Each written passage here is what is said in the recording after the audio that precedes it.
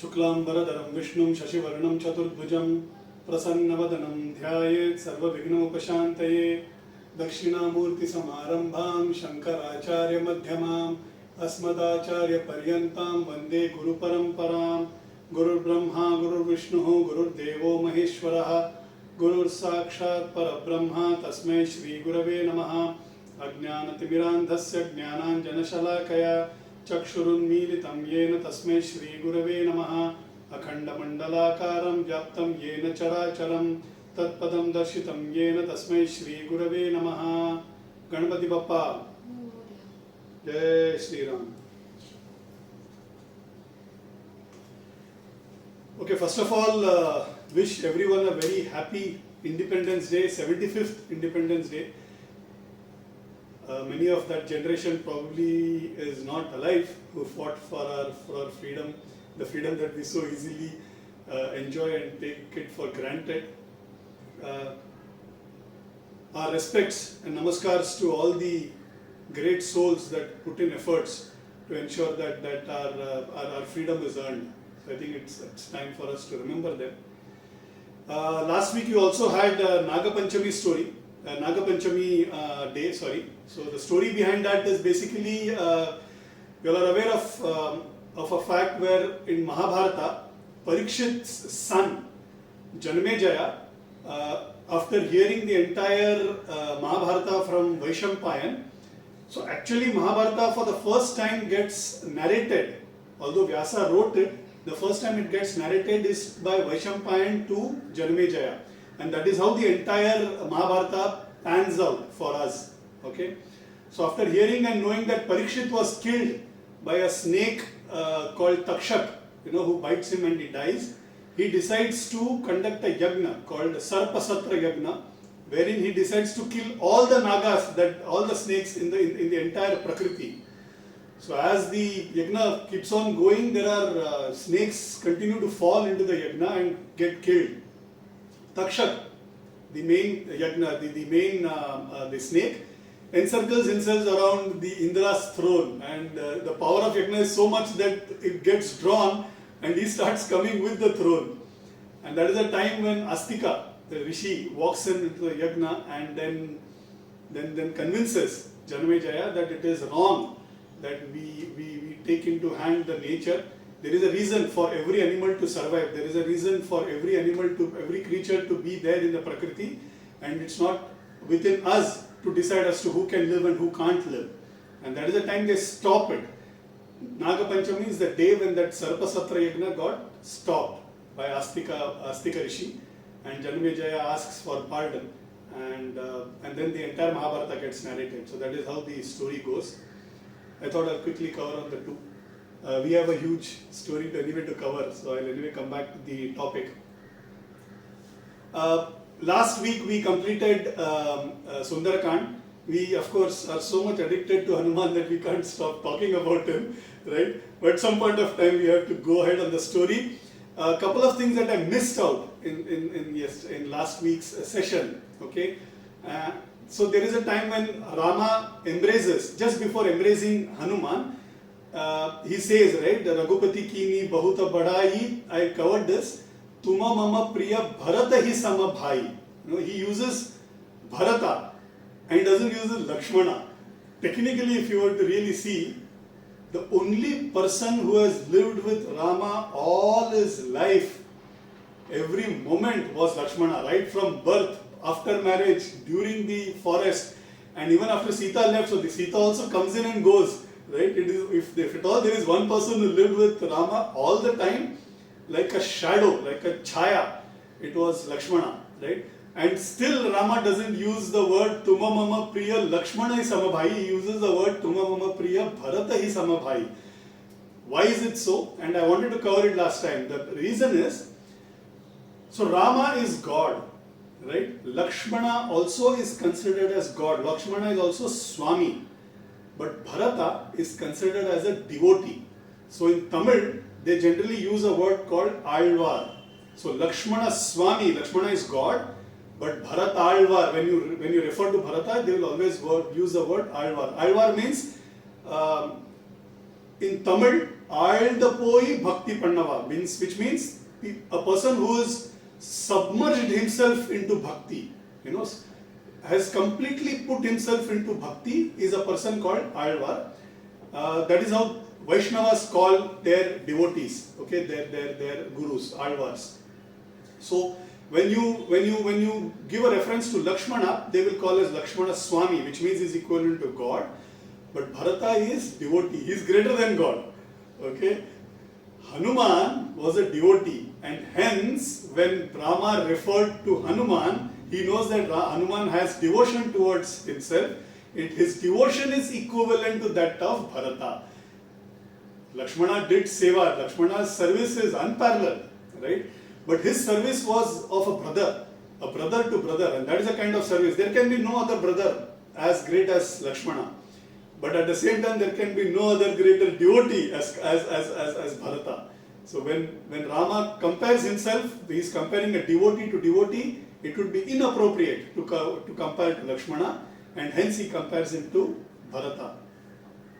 There was one more point which I missed out, and the reason, see, these are things, the way the poets have enjoyed every scene of Ramayana. I spoke of the change in the introduction that happens with Hanuman, right? Till then he was Pavanaputra, Anjani Sutta, or Sugriva Sachiva, even Ramaduta. But the moment he came back and met, he becomes Rama Bhakta or Ramadasa Hanuman. Now there are Periyalvar, if I am not wrong, or Nammalvar, I don't remember the exact poet who described this. He says, what is it that occurred the change? What is the cause of that change? So he says, he having met Sita changed it. So what is the change? The change is all other introductions, it seems, had an ego. So when we introduce, what is it? I am introducing myself, right? There is a sense of ego. I am such and such a person's son. Okay? I am Ramaduta Hanuman, which means there is still that ego. When he met Sita and he went back, he became a bhakta. He didn't become a bhakta for Sita. Of course he was a bhakta for Sita, but that ego, having met somebody as divine as Sita, Sita ensured that his ego also goes off. And when he comes back and meets Rama, he becomes Ramadasa, which means that final leg of ego also drops out and he becomes a complete devotee. Okay, so I thought I'll cover that aspect as well. See, these are the small sukshma stories, the manner in which the saints have enjoyed Ramayana and different small aspects and scenes, and have given vyakhyan to that. So I thought I'll just quickly cover on that. Last week we had left Rama and Hanuman, some private moments to discuss the entire Sundarkand, how we flew, how we met Sita, what all Sita told. So this is very common, someone talks nice about our son or somebody, we want to hear it again and again. We always say, oh, what else did he say? What else did he say? So Rama is enjoying that moment with Hanuman. I must have asked some dozen times, and Hanuman also patiently has been answering. We've left them a full week to enjoy that, right? So now I think it is time for us to catch Rama so that he can carry on with his next level of activity. So Hanuman is explaining everything. Rama is having both feelings. Okay, he is sad and is so happy. He is happy because there is a news of Sita that has come to him. At the same time, he is also sad that he is separated. And this sorrow is a very unique feeling. This sorrow feeling is a very unique feeling. Let me try and give some example for us to understand how Rama is feeling it. Those of us in here who are listening to me, who have lost somebody who is very dear, like a parent, father or a brother or a mother,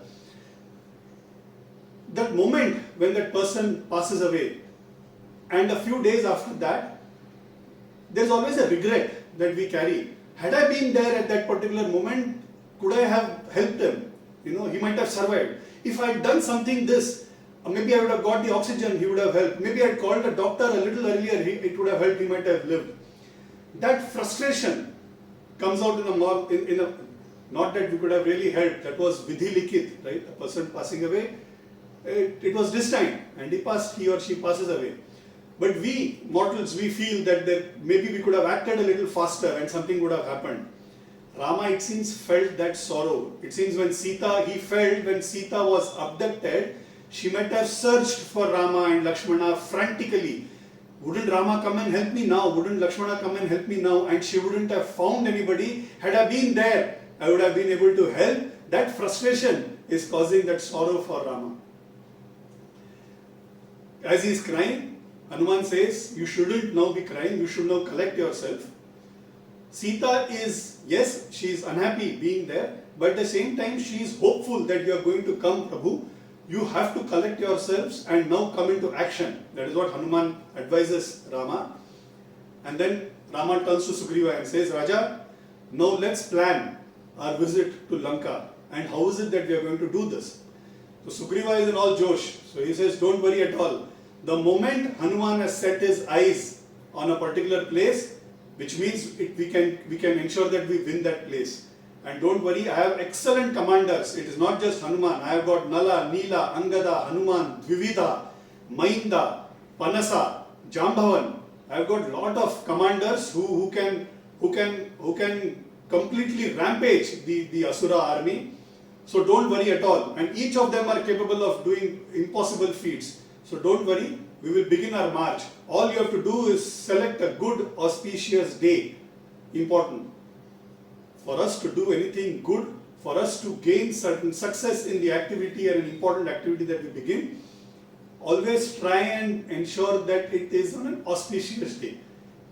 All days are auspicious. God has created each of the day, each of the hour, each of the minute, right? There can be nothing inauspicious about it. But what effectively means some of them become more auspicious is because it has a certain result. When you act on that particular time, when you begin a particular good action at a particular time, it has a particular result, and that might help us in achieving our objective. That is the whole reason why one looks at good time and bad time. Having said this, he says, I've got 70,000 army. Don't worry, you just tell us a good time and we'll begin the entire journey. Valmiki has described how that whole march we saw, I sent a small pic. I had to search for a while to get that pic. Because the moment you type in Google, Rama's army march, you only get a picture where they are crossing the bridge. Well, they have not yet reached the bridge, right? They are still in villages to cross and come down to Mahendra Parvat. So it is basically a huge army of 70,000 people, and Valmiki describes how they are. In today's world, just to compare, if a head of a state travels, there are three pilots, people who are on bike, Harley Davidson or Enfield or whatever, they are the pilots. And then there are certain people who are traveling. Then there is a certain contingent like black commandos. Then is the main state leader of the state. And then you have certain people behind you also. Right? That is the manner in which the cavalcade goes. And that is how this Vanara Sena is also going. It has been led by generals like Neela and Kumuda. Okay? Who are basically what? They are maintaining the Josh. So they are kind of shouting, how's the Josh? Hi sir. So they are ensuring that they are maintaining a particular Josh. They are also maintaining a particular direction, right? So that they are guiding the entire Vanar Sena into a particular direction. Then there is a set of army, important generals. Then in the middle you have Rama, Lakshmana and Sugriva. Behind them there is an amount of army, and at the extreme end there are certain very powerful generals. Why? Because to see that nobody is left out, okay? There are no rare attacks when they are traveling, so that people don't attack from behind. To be alert, there is a particular order in which the entire contingent is going. I don't know what song they would have sung while marching, but today is an apt day to think of a great march song by Subhash Chandra Bose for his Indian National Army. And it says, Kadam Kadam Badaye Ja, Khushi ke Geet Gaye Ja, Ye Zindagi hai Qaum ki to Qaum pe lutaye ja. Qaum is country, Rashtra. Right? So, ye zindagi hai qaum ki, this life belongs to your nation, give it to your nation. That is a demand of Subhash Chandra Bose. I just did a small twist. I am sure they must have something like this. Kadam kadam badaye ja, khushi ke geet gaye ja, ye zindagi hai Ram ki, to Ram pe lutaye ja. Must have sung something similar and marched their way. Ram is Ram, He was very careful. He said, as we are marching, ensure that we will be going through a lot of villages, towns. Do not disturb people. They will be carrying on with their regular activities and routines. We shouldn't be of disturbance. Try and avoid as much as possible populated areas. But if it is not possible to avoid, yes, we can go through, but ensure that we go in a calm and serene manner without disturbing them. Important for him to tell, because all of them are Vanar, right? They keep jumping here and there. What they would do, it seems, I think it's there in Valmiki Ramayana, is that because Rama and Lakshmana are walking and most of the Vanas are actually jumping, they are at a faster pace. So that Rama and Lakshmana don't get tired and they can catch up, some of the Vanas used to pick them on their shoulder. So at a particular distance, one of them will pick up Rama, someone will pick up Lakshmana, and then they will drop, and then some other Vana will pick up, so that they are also catching up with the speed and they kind of travel faster. Okay? They are now in the process to reach Mahendra Parvat. They will take some time to reach that particular place. We will give them some time to do that. What we'll do is, we will try and cover now what is happening in Lanka. Okay? So Valmiki had a difficult job. See, till now, Valmiki had only one live coverage to do, right? And that is in and around Rama. And in Sundarakand, anyway, Rama had taken a back seat, so he was covering Hanuman predominantly. Now he has to cover two positions on live, right? So he has to do live reporting on two areas. One is what is happening in Lanka and what is happening in Rama. So now he's like sitting like Arnab Goswami and asking correspondents to report from both locations with two windows, and he's writing Ramayana. Okay? So now what is happening in Lanka? What has happened is, Ravana, after Hanuman has completely burnt Lanka, Ravana now has taken a lot of fear. That was the idea, right? The idea that Hanuman did what he did was to put the fear of God into Ravana, so that the balanced part of the days that he lives in terror. He lives in with fear that anything can happen any day. What if a single Vanara can do this mayhem, if he can cause this mayhem, he can't imagine what the entire Vanara Sena can do. And Hanuman was smart. He used to always say, I am just a simple Vanar. There are many more like me and much more powerful than me. Which means that is kind of put a fear. For the first time, Ravana in all these years, all these months, has no feeling apologetic. He is now feeling, oh, have I done a mistake? Okay? And now he feels that it is time for introspection. So he calls an entire big darbar and says we need to introspect. This is like, you know how it is, like okay, I might make a small couple of political statements today. No, I'm not saying I'm aligned to any political ideology, but just for the sake of fun. So it's like Congress having lost two Lok Sabhas, they did this introspection, the so-called introspection, and they get into a huddle and then they come back and then we'll introspect as to why we lost, and they'll come back saying that no, all the problems is only outside of us, nothing within us, right? So that is the kind of introspection that even Ravana and his team are going to do. So Ravana assembles his entire army and he says, probably I have done a mistake of getting Sita. I don't know whether I was right in doing it. And I have a certain doubt in my mind. And when I have a doubt, the best thing to ask is to ask people who are well-wishers, right? That is what we all do. When in doubt, we ask our well-wishers. Could be our brothers, could be our relatives, friends, whatever. You all are my friends and you all are my generals. I want to ask you all whether have I done anything wrong, is what Ravana is asking. Typical. Okay, now this is important for us to know, and here we'll see the difference in the leadership styles of Ravana and the leadership style of Rama. Ravana is a leader who likes to listen what he wants to listen. He might sound democratic. He might sound coming, I am apologetic, I don't know whether I've done the wrong, so please tell me. He might sound, and we see this in office very regularly. There are these bosses, there are these directors who will behave like as if they are ready to take any advice from their juniors. They will behave and pose as if they are very democratic, but they'll end up doing what they want, and they will anyway end up saying that we are wrong. Okay, so it's that kind of a boss, or a boss who likes to get an yes on his thought. That is also kind of a boss that we look at. Like when we are in a meeting, we know this is a boss. We say anything, he's anyway going to do what he wants. So we might as well tell him what he likes to listen. And we end up doing that. So Ravana was a general, was a leader of that kind, and he also had people around him of that kind. So the moment he said that, everybody in one single voice, they said, Jai Ravana, Jai Ravana.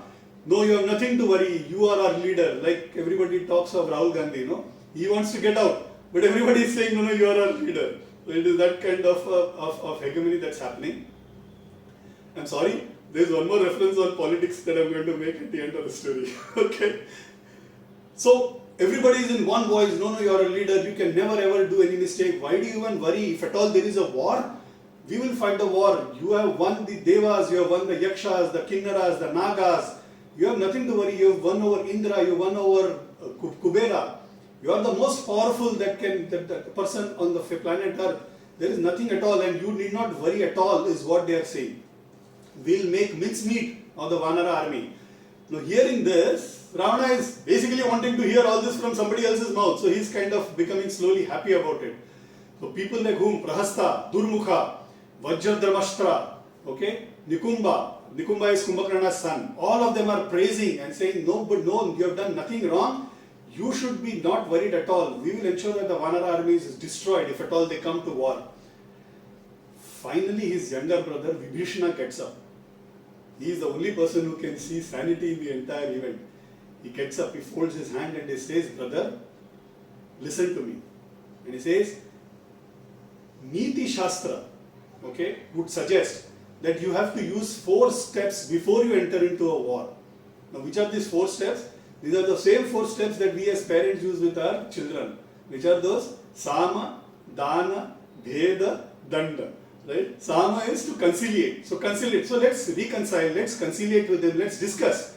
Can we solve with discussion? Which is what we keep doing with Pakistan. Can we solve with discussions? Right? An opponent who doesn't understand that, you try and buy peace. Okay, I will give you some things, in return. Let me buy peace. I don't want to get into trouble. So that is Dana. Then Bheda. See, I defeated that person and see how subdued he is. Or see, look at this person, he doesn't behave like that. Why do you behave like that? That is Bheda, to compare. And finally, if none of these 3 work, Danda, which is what we do with our children also. Study, he listens to it, great. He doesn't listen to it, he says, okay, we'll offer, I'll get you a watch, I'll get you a mobile. Okay, doesn't listen to that, but look at that, your friend, how he's studying. He doesn't listen to that, Danda. That is what happens. Nowadays, beating children, I don't know how many of us beat. Of course, when we were kids, I think that was the most effective weapon parents had. So I actually personally don't see anything wrong in doing that. Okay, that's personal. So this is what Vibhishana says. Vibhishana says that you have to use all of this. And Ravana, my brother, understand. Technically, we are at fault. We are on the Adharma's side. Ram was at Panchavati. If at all you were upset that he cut Shurpanaka's nose, he killed Kharadushana, you should have gone and waged a war, right? It is not right, and it is nowhere written that you go and pick up somebody's wife and abduct and get her back. That is wrong. So what you have done is wrong. Even on Dharma scale, we are at a lower level and they are at they have a higher hand on it. So technically we are wrong. We are not in the right side of the Dharma. He goes on to say, Yuddha Dharma also expects that you cannot take your opponent for granted. You need to understand what strengths they have. You need to understand what power they have. A single Vanara in a single day has caused such a mayhem. You can just imagine when 70,000 come and descend on our land, what is going to happen. So you need to be very careful. You need to take a measure of their entire strength. You cannot take them for granted that they are just humans and Vanaras. Why he says that? Because Vanaras and humans are the only 2 beings that Ravana left out while he asked for a boon. If you remember, the earlier part I had covered, when Ravana asks for a boon that he should not be killed by and he gives a list, he misses out on Vanara and humans, right? Considering them to be very inferior. So Vibhishana says, in spite of them being Vanara and humans, you should ensure that you are not taking them lightly. So Ravana now kind of takes a back seat. He says, okay, I understand the point, but I cannot decide now. I need one more day. I'll adjourn today's meeting. I will think over it and let's assemble tomorrow again and then think over it again. So they all retire for their homes. Next day morning, Vibhishana gets up early in the day. Okay, he gets up early in the day and he comes. He straight reaches Ravana's room, goes to his house and he says, Ravana, brother, I've come here to meet you. And I wanted to meet you alone so that before you get on to your darbar and you lot of stooges around you and start praising you. I thought I should meet you alone and put some sense into your head. Not in those words, but he says, I wanted to meet you alone. And he says, can I speak clearly? He says, yes. Ravana says, yes, speak clearly as you can, which means as freely as you can. He says, from the moment you got Sita to Lanka, the moment Sita stepped her feet on Lanka, bad omens have been coming in our way. Okay? And he gives a list of bad omens that Lanka has been facing. He says, one, he says, whenever we've been doing a lot of yagna. You know, your Yagnashala, continuously we keep doing yagna. We've been uttering the mantras correctly, which means the uchchar, the pronunciation of the mantras have been correct, but the havans, the fire doesn't come out to take the ahuti. So when you're doing a havan, the fire has to burn well, okay? It has to burn to a particular height, as if it is receiving an ahuti. You know, ahuti is the sacrifice of whatever, you know, it could be grains, could be ghee, whatever that you're giving. Whatever you're giving ahuti, that is not accepting. So the fire is at a very low ebb. It is not coming in full flow. He says we are finding snakes in the place of worship. The ants are eating the nevedya even before they are getting offered. Cows are going dry. We are not able to milk them. Elephants, camels, horses are falling sick for no reason. They are behaving strangely. We are trying to medicate them, but it is of no use. They are dying. Crows are perching on housetops and are screeching with hideous noise. Vultures are circling the Lanka. Foxes are boldly entering and howling, and so on and so forth. I just listed 7, 8. He gives a list of bad omens. Now, these bad omens are what? They are basically Nimitta and Shakuna Shastra. This is something that we covered even a little earlier in Balakand and Ayodhya Kand. Ability to read and understand future events based on animal and bird movements. Okay? Because animal and birds do not have the sixth sense, they are far more attuned to nature and the changes in the nature or the changes that are going to happen. Okay? And this is very important. So they are far more attuned to nature. Humans had the ability those days to read and understand the movements of animals and Shakuna means birds, and infer from them as to what is going to happen. So that is what we commonly use. Aaj Shakun acha nahi hai, aaj galat Shakun hai. What it basically means is Nimitta and Shakuna Shastra. So for example, you know, we say when a crow comes and starts crowing on a window, some atithi will come. You know, that is the general meaning that is made out of that. So these are based on Shakuna Shastra. So Vibhishana says, based on the Shakuna Shastra, these are the danger, impending danger, and I am sure that we having hurt a chaste woman is going to cause mayhem in this country, and we are going to be the cause for the destruction of the clan of Asuras. He says this. And then he goes one step further. He says, brother, we cannot ignore this sign. If we have to live happily, we have to let Sita live happily. Please listen to me. Give back Sita with due respect to Rama so that we can live happily, she can live happily. The moment Ravana listens to this, he is enraged. Till now he was calm. The moment he listens to this, he screams at Ravana, at Vibhishana, and he says, no, never, this will never happen. Speak of anything else but returning Sita to Rama. That is not going to happen at all. In spite of he shouting, generally anger is a sign of defeat. When we get angry, at the bottom of our heart, we know there is something that has gone wrong. Ravana realizes that I have actually probably gone wrong. My own ministers, my own brother are doubting my action, right? I have probably gone really wrong, but I cannot now mend my ways because ego is in his way, right? He cannot even accept his mistake. With that doubt, he leaves the home, and as he is leaving home and towards the court, everybody is on the road waiting for him, showering flowers, bowing their heads. You know, he's kind of now his ego is again getting pampered, looking at the amount of respect and adulation that his people have for him. Suddenly, all the words that Vibhishana spoke till now is all slowly wearing out. As he enters, he sees all his courtiers standing and giving him respect and bowing for him. All that Vibhishana told, all Gyan is all gone. Comes and meets and he says, go and fetch my brother, Kumbhakarna. So who's Kumbhakarna? Kumbhakarna is a younger brother to Ravana. right? So they are partners in crime. So out of the three brothers, Vibhishana is the softer guy. No, you go and play, I will not come. That kind of a brother.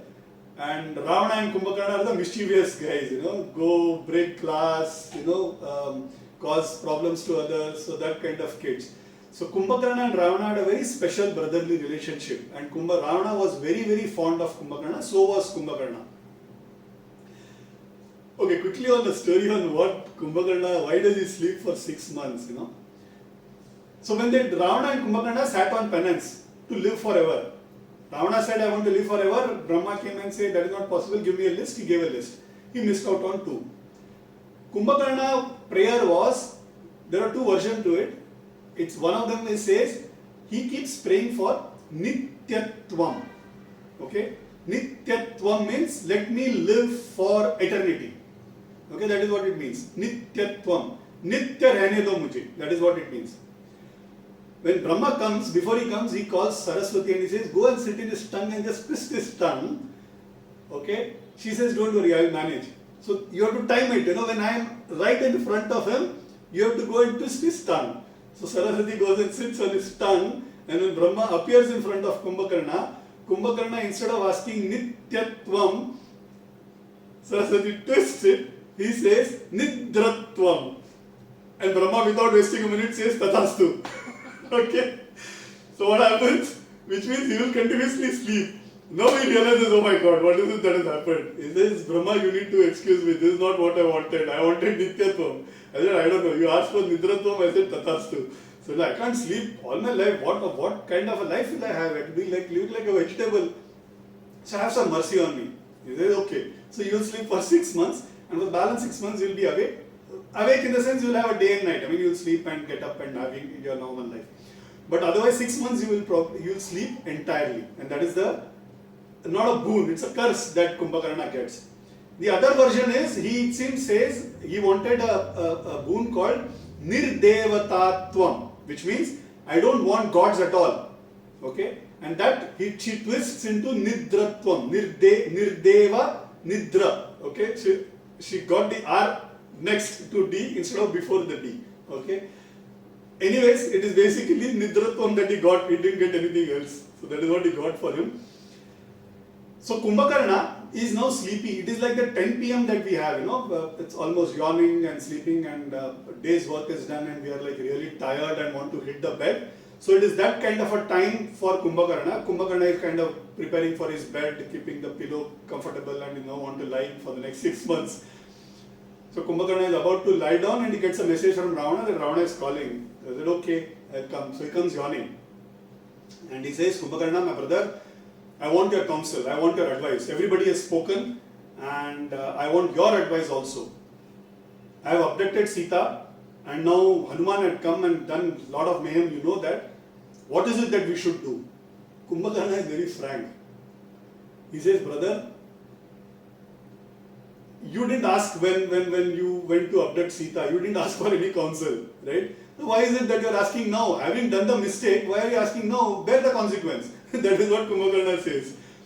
He says, you abducted an harmless girl, okay? You should have, if at all you had a problem with Rama and Lakshmana, you should have gone and fought a war. That is the Ravana I know. And you, like a coward, went on to abduct a lady who's a helpless lady, and you come back and get her here and you are forcing her to marry. How does it befit our Asura clan? Is what Kumbhakarna asks right in front of Ravana in the darbar. Now, looking at what Kumbhakarna is saying, Ravana is extremely hurt. He doesn't expect this from his dear brother. So he is like, what, almost tears, okay? Oh, what is this my brother saying? Kumbhakarna sees him in pain, and he realizes that. Kumbhakarna is a very affectionate person. I already told, a very special bonding between the two brothers. He says, yes, you have done a mistake, my brother, but don't worry. I will always be there with you, and I will fight for you. The most powerful warrior, Indrajit and Kumbhakarna, Ravana had. Most powerful warriors. I'll fight for you, and if time comes, I will even slay Rama. Yes, you have done a mistake, but I will never desert you. I will always be with you. And that is what Ravana wanted to hear. He thought probably Kumbhakarna is going to desert and abscond from there. So having heard this, now look at the difference. Okay, we'll come ahead, and I'll also try and cover a part of it in the next session because it needs some coverage. Kumbhakarna chose relationship over and above dharma. Okay, we'll now come to what Vibhishana does. So for Kumbhakarna, the relationship that he had his brother was more important than doing the right.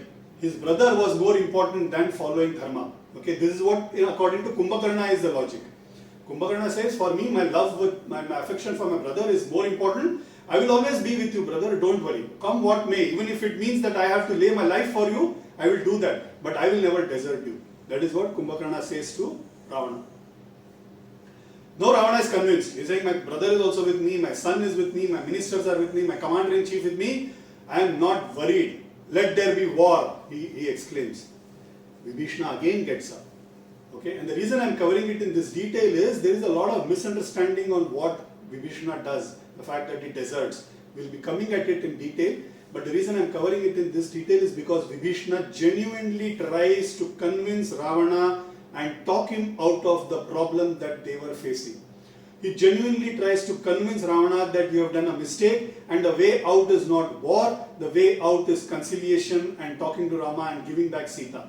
The way out is not killing people, the way out is saving people. He tries his best. He again stands in front of the Darbar and he says, brother Ravana, it is not right. The decision that you are going to take is going to cost lives of all the Asuras. Right? It's your decision. You got Sita for your happiness and you are endangering the life of all the Asuras, which is wrong. Now listening to this and the pestering Vibhishana continuously trying to dissuade Ravana from doing what needs to do, his son, Ravana's son, Indrajit, Vibhishana's nephew, he gets up and he shouts, he says, uncle, it is shameful to even think that you are my uncle. Right? And in the entire, in front of all the courtiers, okay, a nephew is saying this to his uncle. You seem to be belonging to a coward family. You don't seem to belong to our Asura race at all. And thus he insults Vibhishana in front of everyone. Vibhishana looks at Ravana thinking that Ravana might interject and say, you are not supposed to do that. This is what we would do, right? If my son were to talk impudently to my brother, the first thing is that I'll rap on his knuckle, right? Saying that what are you doing? This is not the way you talk to elders. This is not the way you talk to your uncle. But Ravana is looking appreciatingly at Vibhishana, at Indrajit. Realizing this, Vibhishana says, Indrajit, you are young, you are inexperienced. You don't know what is right and wrong. It is your duty as the elder son to tell your father what is right. And instead of that, you are actually encouraging him to do the wrong. We might have power, but there are times if we are on the side of adharma, dharma will always win. And you are not supposed to do this. This is a time when Ravana roars and he says, enough of it, Vibhishana, I have heard enough of it. I am not going to hear a single word. Had it been anybody else, I would have killed that person by now. You are alive because you are my brother. I don't want to see your face. Just get out from here. Vibhishana even then persists. He says, brother, I still consider you as my brother. I don't want to desert you. I want to be with you and tell you the path of righteousness. Ravana is saying, you are a traitor. You are a person like a bee who was there with a flower only till the time there is honey there and then deserts it. Okay? You are a person who's been in waiting for the throne and attack us when we are at our weakest. You are a traitor and I don't want to see your face. Vibhishana, before leaving, he says, for me, you will always remain a brother. Irrespective of what my actions are going to be, for me, I will always love you, my brother. He says that and he walks away. At that moment itself, okay, Vibhishana and 4 others, they leave. So we need to understand, Vibhishana from Darbar itself has left Lanka, which means out of sheer vairagya, he has left his property, he has left his wife, he has left his children, he has left his home, he has left his home country. Okay, and he then flies towards Rama. There is a sukshma in this. The sukshma is, for attaining God, for attaining divinity, vairagya is a prerequisite. Ability to let go of your dearest possessions is important for you to attain divinity.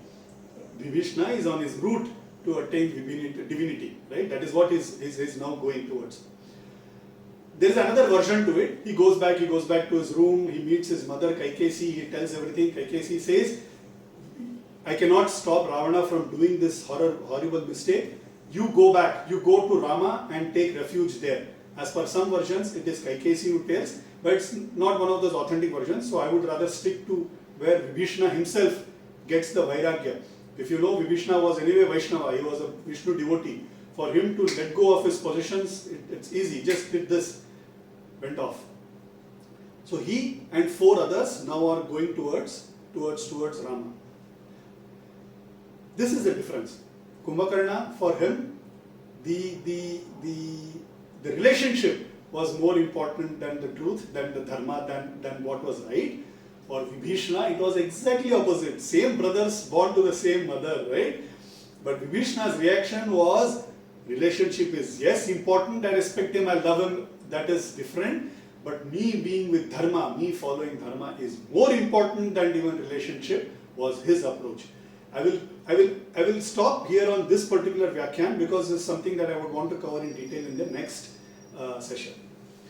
Here I would like to take a quick deviation and cover on an important aspect, okay? And that aspect is called lajja, okay? Feeling ashamed of. Our whole society, okay, our ancestors knew that not everything can be got on black and white, not everything can be put on paper as to what is right and what is wrong. There will always be lines of smudged lines, we will not know what is right, what is wrong.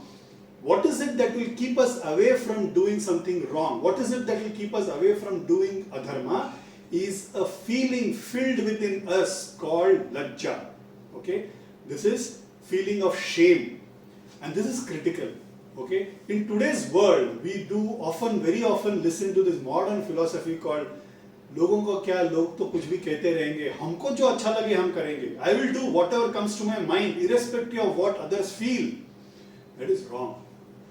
What others feel is important. It is not necessarily the most important. What you feel is important. What I want to do is important. But one has to give enough importance to what others feel. Why? Because that deters you from doing something wrong. If I am looking at a girl with a wrong intention, what will my brother say? What will my nephew say? I have a grown-up son, what will he say? That is a sense of lajja, right? That will stop me from doing a mistake, and that is an important feeling. Unfortunately, in Kali, as we progress, this feeling of lajja will keep reducing. So we do see a lot of politicians going to prison and they come back more famous, right? They should be feeling ashamed of what they have done. They have gone in for a mistake, right? They have gone in for having done some crime, but they go to jail.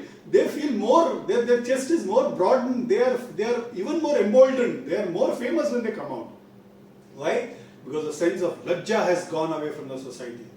What we wear, how we behave in public, public display of affection, unwanted public display of affection. What is the kind of clothes that we wear in public? Important for us to have the sense of shame so that we don't end up doing something wrong. I thought I'll cover this point from Ravana's perspective. Ravana lost that shame. He has a family, he has a wife, he's got grown-up sons, he's got Indrajit who's fought wars, right? And still he fell for a lady, and now, without shame, he's going to put his entire nation at stake, right? It is this lajja which he lost, and when one loses lajja, what happens is what happened to Ravana, and hence we need to be careful. I thought I'll quickly cover on that important aspect of lajja. More so because I do keep hearing this modern WhatsApp philosophy that we keep getting, do whatever you want to do with your life. It's your life. You get only one life. Enjoy it.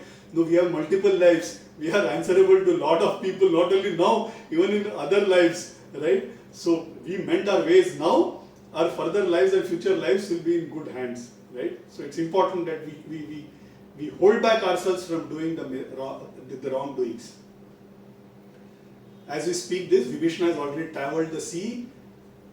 Vanaras are guarding. Okay, I didn't cover this. So Vanaras have also reached Mahendragiri. Okay, as this was happening in Lanka, Vanaras and the entire army have come to Mahendragiri. Why Mahendragiri? Because Mahendragiri is the place from where Hanuman sprang, and that is from where he reached Lanka. Right? So that is the direction he knew. So that is the reason they reached there. Is that the place from where they left and built a bridge? No. So we'll come to that story in the next session. Now, as of now, they have reached in Mahendragiri. On the beach, they have put up camps, a separate camp for Sugriva, Rama, Lakshmana, all important Sardars. There is a team for cooking. There is a team to guarding. There is a team which is looking at whether there are any spies. There is a team for the day watch. There is a team for the night watch. So Sugriva has distributed all the work and now gone to rest. In the sky, there is a bright light that is coming towards them from the sea side, from the Lanka side. The Asuras are already alert, the Vanaras are already alert, but they now become even more alert. Okay, and then they see, what is this light? This seems to be coming from Ravana's direction. There seems to be some magic happening. So they all kind of ready themselves with boulders, trees, and the gadas and whatever primitive weapons that they had. As they come near, that light then takes a form of a shape. Basically, Vibhishana and his four friends who have come defected from Ravana's camp. So if you thought Madhurao Scindia's defection from Congress to BJP was a shocker, here is the biggest shock. Vibhishana, Ravana's brother, has defected. In those days there was no anti-defection law, so it was easy to defect probably. So it is Vibhishana who's standing there and is now in the air, okay, mid-air, and he says, and what does he say? He says, I am unfortunately the brother, okay, of the wicked Ravana. This is the introduction that he gives. A quick comparison. If you remember what Shurpanakha, when she met Rama and Lakshmana at Panchavati, she was proud that she belonged to the Asura clan. She was proud that she belonged to, she was Ravana's sister. Well, Vibhishana, when he introduces himself, he is ashamed that he belongs to that family, and he is ashamed that he belongs to, is a brother to Ravana. Why? Because of the act that Ravana did. Right? So he is saying, I am ashamed, okay, that I am Ravana's brother, younger brother, and I have come here to take refuge. Okay? I have come here renouncing everything that I had in my life, renounce my kingdom, my property, my wife, my children, and I have come here at Rama's feet. I have come for Sharanagati at Rama. Sharanagati means, Gati means to go, Sharana means towards the feet. So someone who's come to my feet, falling at my feet, is called Sharanagati. Now the guards listen to this, they are skeptical. Somebody coming from the Asura, and someone as close as brother of Ravana itself, coming, and why will anybody take him at face value? They are saying, you have to wait there. So they are waiting in the mid-sky, they are hanging there, okay?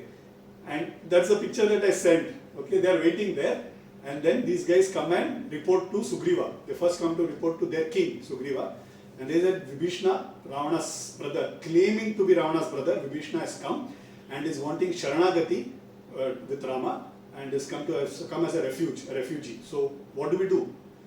So Sugriva gets up, goes into Rama's camp, and then there's a quick short notice board meeting that is convened, okay?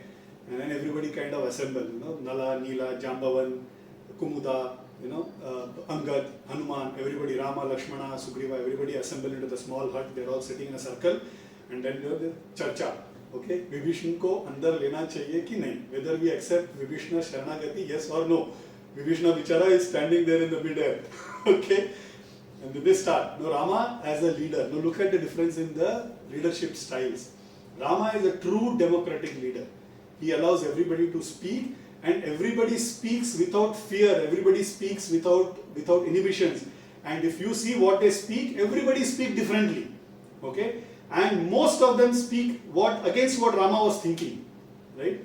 Rama would have done what he did as a leader, because leader's job is to take counsel and then act according to his wish. Why? Because he has to take the advice, assimilate everything, and do the right thing. That is what a leader does. But he should do it after convincing everybody. That is what consensus is all about. And we'll now see how consensus is drawn. So as they are now speaking, the first one to speak, of course, is Sugriva. He gives the message saying that Vibhishana, claiming to be Ravana's brother, is here. And he's saying, I want refuge, right? I want sanctuary at Rama's feet. And I think we should not allow. We should just get him here and kill him. We cannot trust an Asura at all. They are kings of deceit. They are known for their deceit. They are known for their magical powers. Okay? They are our enemies. They are the people who have held our Sita there. There is no way we can even accept them and pardon them we catch hold of him, we ask him to come down and we'll kill him. Right? That is what Sugriva's plan is. Rama then asks each of the ministers, each of his generals, as to what are their views. Angada says, not right, let us do this. Let us get them, but let us not give them any elbow room. Let us keep 10 people around them so that they are not able to do any mischief, and let us understand their true purpose. Let us test them, is what Angada says. Sarabha and Jambavan says, what is there to test? What test can you do to a fire? If you put your hand in the fire, it will burn. That is what will happen. They are demons, they are asuras, they can be deceitful. We cannot take chance. We have to, if not kill, at least ensure that we get them down and arrest them. That is what Jambavan is saying. Then there is Mainda. Okay? He says, just on the basis of suspicion, not allowing somebody into the camp is wrong. Let him come. Let us understand his perspective. Let us hear his story. Why is he here? Let us understand what does he want from us. Having understood that, then let us take a call. Typical in a committee, 10 heads, 10 views, 10 opinions. Right? Now Rama is listening to everything, patiently is listening. Even as he is listening, he is only looking at Hanuman. Because Hanuman is standing in a corner. See, Hanuman has reached now a level where, see, Jambavan, Angada, Sugriva are like whom? Are like us. We are capable of giving advice to gods. Okay? We are capable of telling Krishna, you shouldn't have killed like this. Krishna, you shouldn't have done this. Rama, you shouldn't have killed Vali. Rama, you couldn't have sent Sita back to forest again. That is us, right? We can find fault and keep correcting God themselves. Who? Rama, Lakshman, Rama, Krishna, Vishnu are the people who established dharma for us. Okay? They wrote the rules and we have the ability to read them the rule book again and tell them you are wrong. That is what the others are doing. Hanuman has reached the next level. He is, with his tears in his eyes, is just looking at Rama, right? Yatra yatra Raghunatha Kirtanam tatra tatra kritamasta kanjalim. Bashpavari paripurna lochanam marutin namata rakshasantakam. Wherever there is Rama Kirtan happening, wherever there is Rama himself, Hanuman will fold his hand and bow his head and eyes full of tears. That is all he can do. Right? He is not even thinking of what is happening. Who is Vibhishana? Let him come, let him go. He is not thinking of all that. It is important for him, but he knows that Rama will anyway take the right decision. What am I to do and give advice to Rama? That is his view. That is his bhav. That is his emotion. But Rama is keen on listening to Hanuman. So everybody spent their energies. He turns towards Hanuman and he says, Hanumanta, you tell me, what is it that you feel? Hanuman says, who am I to tell you, Prabhu? Even Brahaspati himself cannot advise you. Right? You are a Sarvagnya Murti, you are a Karuna Murti. Of course you know what is to be done. Who am I? I am just a sevak. What advice can I give you as to what is to be done? Rama insists, no, you have to, Hanumanta. Everybody has given their view. You too have to give a view. He starts off. And this is what differentiates Hanuman from others. He says, Vibhishana hasn't come stealthily. If at all they wanted to know our secrets, if at all they want to know what we are doing, what are we up to, Ravana should send spies and they will come stealthily, get mixed into us and understand what are our secrets, what are our different weapons that they have, what are the war arrangements we've done. He's come openly, right? He's come openly and is saying that he could have told anything else. Nobody has seen Vibhishana. He could have told anything else that I am just a sevak in Ravana's darbar. I thought I'm not too appreciative of what he's doing. But he's openly told his identity that I am his brother. I do not approve of what he's done and I've come here for refuge. Okay? His intentions are very clear. He's saying only because he's a brother doesn't mean that they have to have the same view. We've seen cases where brothers can have different views. Vali and Sugriva itself are brothers, had different views and different approach to lives, right? Only merely on suspicion that he's brother of Ravana is not enough proof that we should not accept him. He says a face is a mirror to a heart. Looking at Vibhishana, it is very clear that he is innocent and he doesn't have any deceit in him. Hanuman doesn't stop there. He says he goes one step further. And this is what Rama wanted to listen. He says only based on doubt and suspicion we cannot turn away a person who is a sinner or who is suspected of having done a sin. Because the day we do that, Prabhu, is the day sinners will stop coming to us for refuge. Why is this important? This advice of Hanuman is what saving all of us. Okay? We all are sinners. Right? We all do sin day in, day out. As soon as we get up, we are doing some bad deed or other. Deed, I have told in one of the sessions, is kaya manase vacha. By action, by speech, by thought. Even thinking that, my God, he's got a bigger car than me. I've done a bad deed. Right? By just speech, saying that I'm going to hit you. I've done a bad deed. I don't even have to actually hit him. Just by speech I have hit him, which means I've done a bad deed. You can imagine how much amount of sinners, how much amount of bad deeds we end up doing. If Rama were to take a stance saying that no sinners are allowed, there is no redemption for us. Right? Where will we go? Whose feet will we catch? We need a redemption from our sins. Right? So Hanuman says, only because somebody has done a sin, we close the door only for based on a suspicion that he belongs to a wrong family, and we throw them out. It will be a mistake of gigantic proportions, Prabhuji. We should not be doing that. Hanuman does this for two reasons. One, because Hanuman can read Rama's mind. Right? He knows what Rama is going to do. Two, he's also got hard facts. What are those two facts?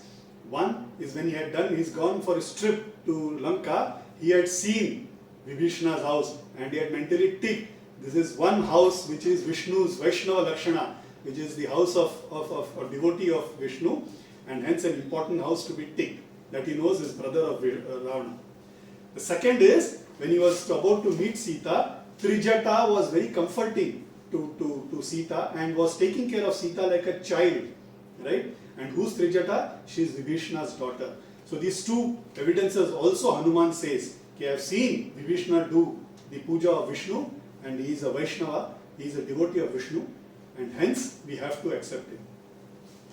Rama just wanted a person who stands by him. So when we get into an argument, and when we have 10 people and most of us are against us, we want that one person who's close to us who stands by us. That's the kind of happiness Rama has got. So Rama is all glee. Okay, oh, finally I got somebody who's thinking like me. And he says, thanks, Hanuman. Yeah, so let me now speak. He's saying, I have heard all of y'all, right? I have heard all of y'all, and now I would want to say what I have there in my mind. Let me know if it is okay with y'all. Rama says, I have kept this as my rule of my life, that whoever comes to me and offers for refuge, I will never ever reject.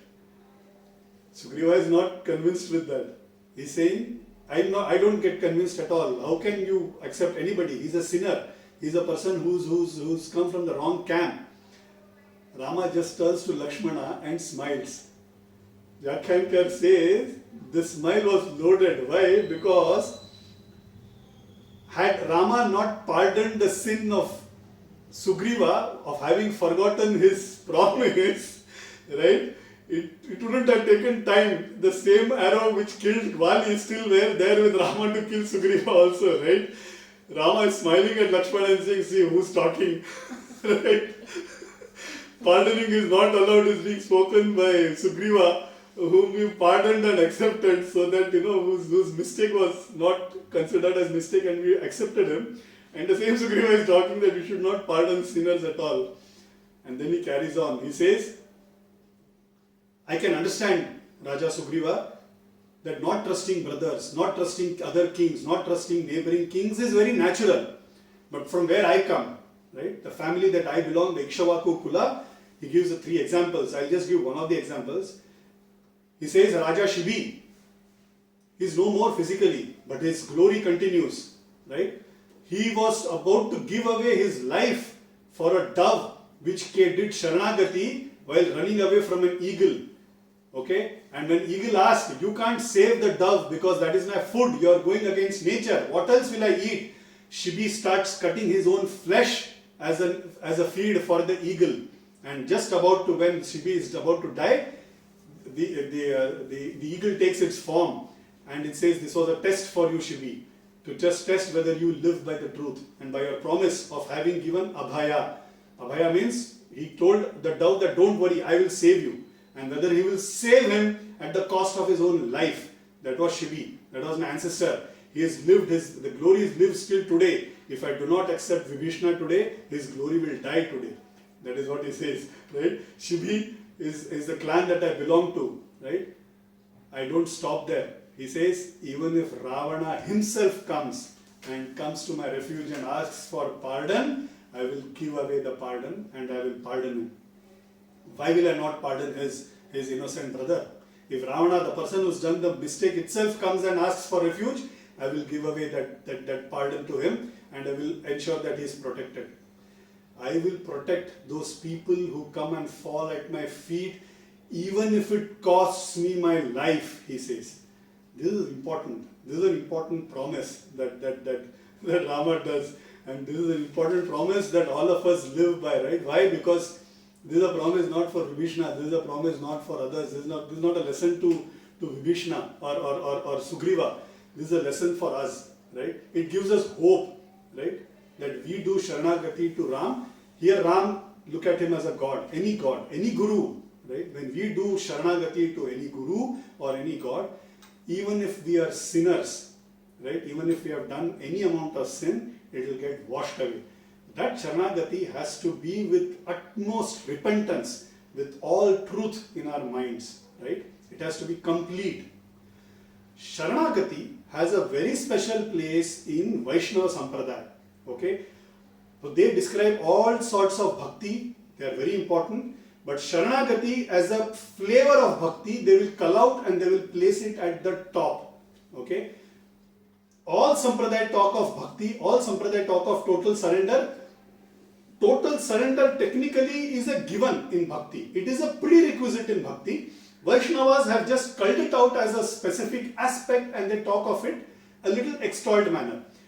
But for us, Sharanagati is a prerequisite, right? Be it Vaishnava Sampradaya, be it Smarta Sampradaya, be it whatever Sampradaya it is, Sharanagati is a given. That's a basic flavor that happens in a Sharanagati, in a bhakti, right? And it is important. So we've seen so many stories of Guru. Sant Eknath Maharaj's Sharanagati to his Guru, Janardhan Swami, form of Sharanagati, right? Kalyan Goswami's bhakti towards his Guru Samartha Das is a form of Sharanagati, epitome of Sharanagati, right? I have told this story. They are standing at the cliff. The other disciples are jealous that, Samartha Das always keeps saying, Kalyana do this, Kalyana do that. They feel Samartha Das is doing favoritism. So Samartha Das understands this is what is there in their mind. So they are standing on a cliff one day. Samartha had a shawl on him. He just throws it into the mid-air outside the cliff. And he says, Kalyana, my shawl. Kalyana doesn't think even this much. He simply jumps into the cliff, 3,000 feet, just because his guru told him to get his shawl. Right? That is Sharanagati. Guru and his faith towards his guru. That is total surrender. That is Sharanagati. Right? Ramakrishna Paramahamsa, one of the person comes and meets Gurudev Ramakrishna Paramahamsa and they say, what is Sharanagati? Why is it that I can't see God while you can see God? So he says you have to let go. The moment you let go of you, that you can do things, that you have to take care of yourself, that you will only be able to do what is needful and believe that it is God who is going to take care of me, when that switch happens, God will take care and He will give you darshan. So he said, how do I do it? Give me an example. So Gurudev was known to give excellent examples. So he takes him out to the garden.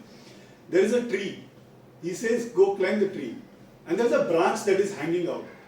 He says, go and hang on that branch. So he's hanging on that branch, okay, with his hand hanging down. And there is some 10 feet below him till he reaches the ground. And now he says, let go. So that man is saying, how can I let go? I will fall 10 feet down and break my leg.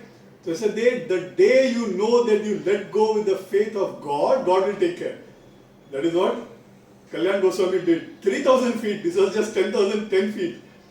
When Guru said, jump, I want my shawl, Kalyan Goswami jumps into the mid-air, right? 3,000 feet, he falls down. Gurudev, Samartha Das catches hold of him and he comes out, comes back unhurt. Faith that God will take care. Faith that Guru will take care, right? I have told a story also. One person comes to Jnananda Swami and he says, I am so troubled Swami girl, I don't know what to do. Swami just says, it is so simple. You have to just give away your burden to me, right? And become a child in a mother's lap. Who has to worry? It is a mother who has to worry, right? When a child cries, the child needs food, child needs something, who is more bothered? It is a mother who is more bothered. So he's saying, just become a child in a mother's lap. That is all you have to do. What is it? Total surrender. Sharanagati. So Sharanagati, total surrender, has been spoken in different words, in different forms, in different contexts, differently. This is one. The Vibhishana story is one. I'm just reminded quickly, I'll just cover, I know I've exceeded my time, but Sharanagati is an important aspect of bhakti. It is an important aspect of explaining what Vibhishana did to Rama and his devotion to Rama. And I thought I'll just cover a couple of more minutes and then close today's session. There are 11 promises that Baba gave. All saints spoke of the same total surrender. He said, just surrender to me, I will take care of you. Krishna said the same thing. He said, you forget, I told you 700 verses of Gita, Arjuna, you getting confused, forget it. Hold my feet, I'll take care of you. That was Krishna's promise. Few of the 11 promises that Sai Baba gave. He says, Sharanamaza ala ani vaya gela, dakava aisa koni. He who has come to my feet and has gone wasted, has wasted his life, show me such a person, is saying Baba. जो मज भजे जैसा जैसा भाव तैसा तैसा पावे मिहि त्यासी. The way he wants to pray me, the form in which he wants to pray me, he will find me in that. He wants to pray me as Rama, he wants to pray me as Baba, he wants to pray me as Samartha Ramdas, he wants to pray me as Swami Samartha. The way and form he wants, he let him choose. I will give him darshan in that same manner. Tumsa mi bhar vahina sarvatha nave he anyatha vachana maze. I will bear your burden, he says. Right? When you do surrender to me, the promise is that you don't have to bear your burden. When we go to station and we can't bear our burden, what do? We call a coolie. He does it for us, right? Similarly, when we can't bear our burden of our sorrow, what all we have to do is we have to just give our burden to Guru and saying, Guru, I am at your feet, take care of me, that's all. He will bear the burden for me. Zane yete ahe sahaya sarvasa, mage jeje tyasa tete labhe. Everybody will get here, help here. Whatever you ask, I will give you. That is a promise that Baba says. To whom? To a person who does total surrender. Right? There is also a very beautiful Tarak mantra of Swami Samartha. I have not read into detail. I will probably try and send an audio to you all. Nishanka ho, nirbhaya ho, manare, prachanda Swami bada pati shire. Beautiful Tarak mantra. One has to listen. It is in Marathi, but a lot of Sanskrit words used. It will soothe a disturbing mind beautifully. One has to listen to it. It's an amazing piece of promise and strength that gives us that Guru himself is there behind us, So with this and the doctrine of Sharanagati, I thought I will end today's session. What has happened is, Vibhishana is still standing in the air. Rama has decided to accept Vibhishana and his friendship. Sugriva also says, yes, I accept Rama Prabhu. Your perspective is right. Everybody there has come to the consensus that Vibhishana has to be accepted, and now they will go out and call Vibhishana to land. Otherwise he's just swirling. He's not got landing space. So he's still swirling in the mid-sky. So he'll now be allowed rights to land. From there on we'll cover in our next session. Next session will be important and interesting for those who would want to listen how the bridge got built and the science behind it, and how Valmiki himself has described as to how that bridge got built. So I will cover all of that in the next one, and then they will reach Lanka and then the war and then beyond. So about 3 weeks maybe from now on we'll try and cover it. Thanks. Was I clear? Yeah, great. Thanks. Can we finish off our Hanuman Chalisa? Yeah, great. Any questions? Great. Thank you. Thanks. Shri Guru Charana Saroj Raja Nijamana Mukura Sudhari Varanau Raghuvara Bimala Jasu Jayak Palachari Buddhihina Tanu Janike Sumirau Pavana Kumara Bala Buddhi Vidya Dehu Mohe Haravu क्लेश विकार। जय हनुमान ज्ञान गुण सागर, जय कपीस तिहु लोक उजागर। रामदूत अतुलित बल धामा, अंजनी पुत्र पुत्र पवन सुत नामा। महावीर विक्रम बजरंगी, कुमति निवार सुमति के संगी। कंचन वरण विराज सुबेसा, कानन कुंडल कुंचित केसा। हाथ वज्र और ध्वजा विराजे, कांधे मूंज जनेऊ साजे। शंकर सुवन केसरी नंदन, तेज प्रताप महाजगबंदन।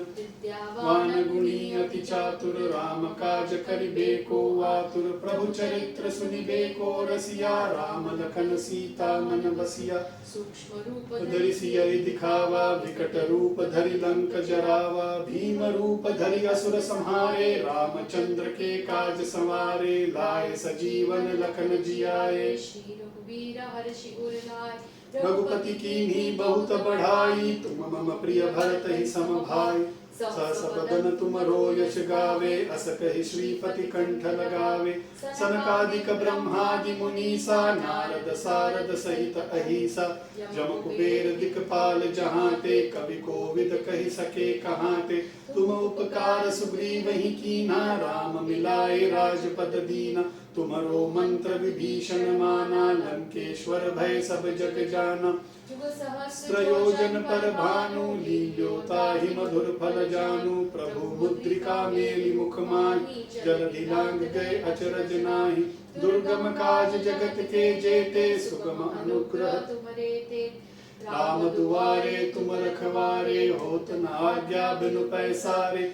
सब सुख लहै तुम्हारी सरना, तुम रक्षक काहू को डरना। आपन तेज समारो आपै, तीनों लोक हाँकते कापै। भूत पिशाच निकट नहीं आवे, महावीर जब नाम सुनावे। नासे रोग हरै सब पीड़ा, जपत निरंतर हनुमत बीरा।